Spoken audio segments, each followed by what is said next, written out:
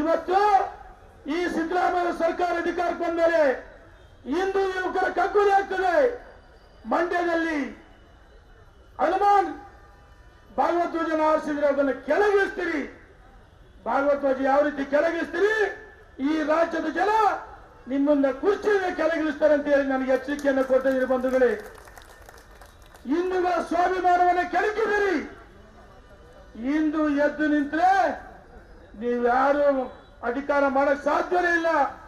ಇದು ಕೇವಲ ಭಾರತೀಯ ಜನತಾ ಪಾರ್ಟಿ ಪ್ರತಿಭಟನೆ ಅಲ್ಲ, ಸಾರ್ವಜನಿಕರು ಪ್ರತಿಭಟನೆ ಮಾಡ್ತಾರೆ, ಸಂಘ ಸಂಸ್ಥೆಗಳು ಪ್ರತಿಭಟನೆ ಮಾಡ್ತಾರೆ, ವಿದ್ಯಾರ್ಥಿಗಳಿರ್ಬೋದು ಪ್ರತಿಭಟನೆ ಮಾಡ್ತಾರೆ. ವಿದ್ಯಾರ್ಥಿನಿಯರು ಒಬ್ಬ ನೇಹ ಹಿರೇಮಠ ಮೇಲೆ ಆ ಫಯಾಜ್ ನಿಂದೆ ಕಾಂಗ್ರೆಸ್ಸಿನ ಕಾರ್ಪೊರೇಟರ್ ಮಗಳು ಅನ್ನೋದು ಮರಿಬೇಡ್ರಿ. ಭಾರತೀಯ ಜನತಾ ಪಾರ್ಟಿ ಮುಖಂಡರ ಮಗಳಲ್ಲ. ಸಿದ್ದರಾಮಯ್ಯನವರೇ, ನಿಮಗೆ ಅಧಿಕಾರ ಮುಖ್ಯನೋ ಕುರ್ಚಿ ಮುಖ್ಯನೋ? ನೀವು ಪ್ರಮಾಣ ವಚನ ಸ್ವೀಕಾರ ಮಾಡುವಾಗ ಏನು ಕುರಾನ್ ಓದಿದ್ರಾ? ಅಲ್ಲಾಹ್ ಓದಬೇಕಾ? ಈ ರಾಜ್ಯದಲ್ಲಿ ನಡೆಯಲ್ಲ, ಈ ದೇಶದಲ್ಲಿ ನಡೆಯಲ್ಲ. ನರೇಂದ್ರ ಮೋದಿ ಅವರು ಪ್ರಧಾನಮಂತ್ರಿಗಳಾದ್ಮೇಲೆ ಭಯೋತ್ಪಾದಕರ ತಿಕ್ಕಿದರೆ ಜಮ್ಮು ಕಾಶ್ಮೀರದಲ್ಲಿ ಯಾವ ರೀತಿ ಇವತ್ತು ಪರಿಸ್ಥಿತಿ ಇದೆ, ಚೈನಾಕ್ಕೆ ಯಾವ ರೀತಿ ಉತ್ತರ ಕೊಟ್ರು, ಬಾಂಗ್ಲಾಕ್ಕೆ ಯಾವ ರೀತಿ ಉತ್ತರ ಕೊಟ್ರು, ಪಾಕಿಸ್ತಾನಕ್ಕೆ ಉತ್ತರ ಕೊಟ್ಟರು ನರೇಂದ್ರ ಮೋದಿಜಿಯವರು. ರಾಜ್ಯದಲ್ಲೂ ಸಹ ಇವತ್ತು ಹಿಂದೂಗಳ ಕಗ್ಗೊಲೆ ಆಗ್ತದೆ. ಹಿಂದೂಗಳನ್ನ ರಕ್ಷಣೆ ಮಾಡ್ತಲ್ಲ.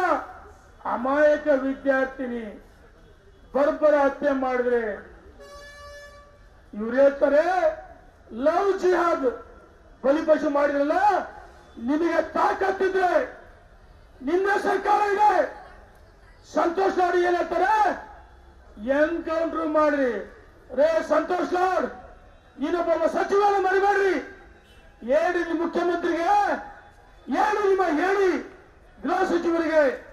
ಇವರು ವೈಯಕ್ತಿಕ ಕಾರಣ ಅಂತ ಹೇಳ್ತಾರಲ್ಲ, ನಮ್ಮ ಮನೆಯಲ್ಲಿ ಹೆಣ್ಮಕ್ಳು ಸುಮ್ಮನಿರ್ತೀರ ನೀವು? ಇವತ್ತು ಹಿಂದೂಗಳು ಅರ್ಥ ಮಾಡ್ಕೋಬೇಕು.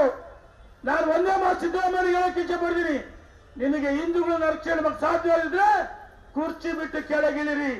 ನೀವು ಕೆಳಗಿಳಿದ್ರೆ ಈ ರಾಜ್ಯದ ಜನ ನಿಮ್ಮನ್ನ ವಿಧಾನಸೌಧ 3ನೇ ವಾರ್ಡ್ಗೆ ನುಗ್ಗಿ ನಿಮ್ಮನ್ನ ಅಧಿಕಾರಕ್ಕೆ ಕೆಳಗಿಳಿಸ್ತಕ್ಕಂಥ ಸಮಯ ಬಹಳ ಹತ್ತಿರದಲ್ಲಿದೆ. ಅರ್ಥ ಮಾಡಿಕೊಳ್ಬೇಕು. ಪರಮೇಶ್ವರ ರಾಜೀನಾಮೆ ಕೊಡಬೇಕು ಅಂತ ಹೇಳಿ ನಾನು ಒತ್ತಾಯ ಮಾಡ್ತೀನಿ.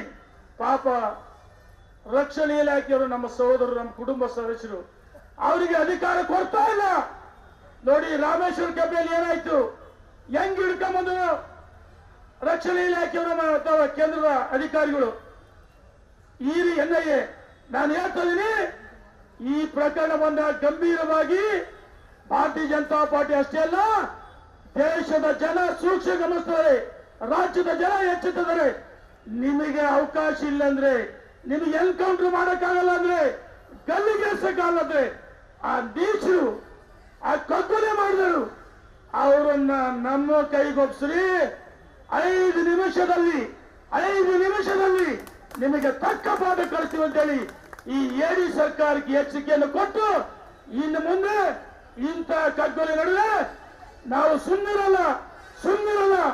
ನಿಮ್ಮ ಮನೆಗಳ ಮೇಲೆ ಹಲ್ಲೆ ಮಾಡ್ತೀವಿ, ನಿಮ್ಮನ್ನ ನುಗ್ಗಿ ಏನ್ ಮಾಡಬೇಕು ನಮಗೆ ಗೊತ್ತಿದೆ ಅಂತ ಎಚ್ಚರಿಕೆಯನ್ನು ಕೊಟ್ಟು ಈ ಸರ್ಕಾರಕ್ಕೆ ಮಾತಾಡಲು ಅವಕಾಶ ಮಾಡಿಕೊಟ್ಟಂತ ಜಿಲ್ಲಾಧ್ಯಕ್ಷರಿಗೂ, ಎಲ್ಲ ಪದಾಧಿಕಾರಿಗಳಿಗೂ ಹಾಗೂ ಸಭೆನಾಡು ಎಲ್ಲ ನಮ್ಮ ಮುಖಂಡರುಗಳಿಗೂ, ದೇಶಭಕ್ತ ಸಂಘಟನೆಗಳಿಗೂ, ವಿದ್ಯಾರ್ಥಿನಿಯರಿಗೂ, ಮಾಧ್ಯಮದ ಸ್ನೇಹಿತರಿಗೂ ನಮ್ಮ ಭಾರತ್ ಮಾತಾ ಕಿ ಜೈ ಶ್ರೀರಾಮ್.